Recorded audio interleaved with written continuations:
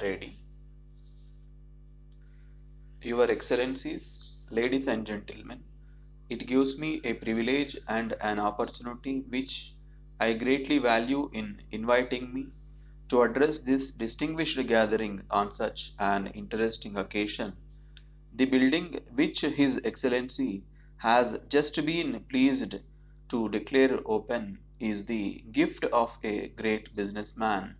It is a building worthy of the donor and worthy of the cause it will serve, and also recognizes no boundaries of creed or country. He believes in doing good to his fellow men, be they his own countrymen or others. There is something peculiarly noble and elevating in a charity of this kind. The world is the better for it. Those whom it reaches are doubly benefited by it, that is to say, materially and spiritually. For that better inspiration can those who work and play wear hope for than the reflection that they owe this fine building to one so remote in race and dwelling, yet so remote in race and dwelling, yet so close in generous fellowship. I would ask the young men and others who are undergoing training in this splendid institution to think constantly and gratefully of the donor of this building. No less notable is the generosity of those who have organized this training. They are devoting their lives to the service of an alien people. Surely they are no merely our benefactors, but an example and an inspiration to all of us. It is only necessary to look around us with open eyes and contemplate the low level of physical development and health in our people to see how vital such a movement as that which this building represents is to the well being of India. Our realization of this is increased when we remember that the death rate of India is among the largest in this world's records and the average length of life among the smallest. The extreme importance of physical culture is stale in our theory and all but ignored in our practice, and our practice, when stimulated, tends to rush along in the wrong path. I commend to other institutions the common sense of this one in its cult of the perfected normal. The physical aim of physical culture ought to be simply the body's health and efficiency, and it is high time that the public condemned as outrageous those whose craze is abnormal development of some kind or other. To be able to lift enormous weights is not really virtuous, even physical. The ability to stop motor cars or endure all sorts of subhuman jumping is not enviable or a good example. We ought to expel the showman element entirely from our physical culture ideas, because they give wrong aims to our boys. Not trick performers but sound men are turned out by this college. There is no wastage of effort or time. Even man turned out is both an example and a trained preceptor of health, energy, and endurance, the three great physical lacks of the country. Again, a considerable part of the curriculum on this purely physical side is concerned with the health from other point of view than that of mere exercise.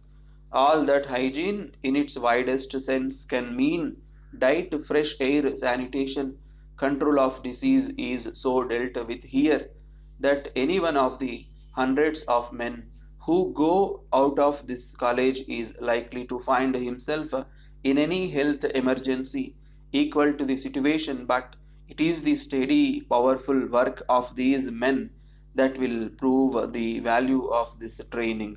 Each man will be a missionary of wholesome living and of village transformation. Every graduate is a debtor to the poor and illiterate. But how great is the responsibility of the countryman to his neighbors, of each one of the comparatively few that can come here to obtain great need at the present time. It is noteworthy that even during the training, village project is in health and sanitation and social customs are assigned to the students for their practical work. I am perfectly sure they all realize that the village project is an important part of their duty for all the remainder of their lives. All points dealt above are the factors supporting the real requirements of the training needs. However, after realizing the necessity of survival factor, he also came forward to the cause of serving the food needs too as a package of donation in full to the needy.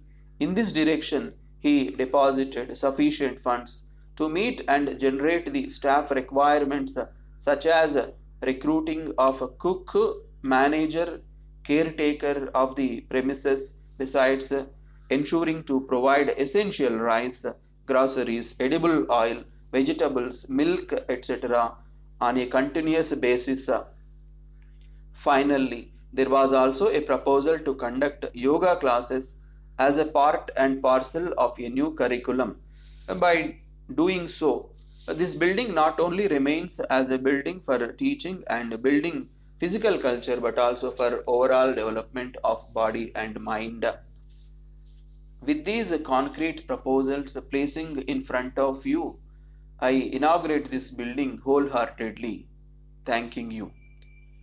Dear sirs, at the very outset, we wish to thank you immensely, for placing your valuable orders to supply huge quantities of our various products and are eagerly to meet the same according to your schedule.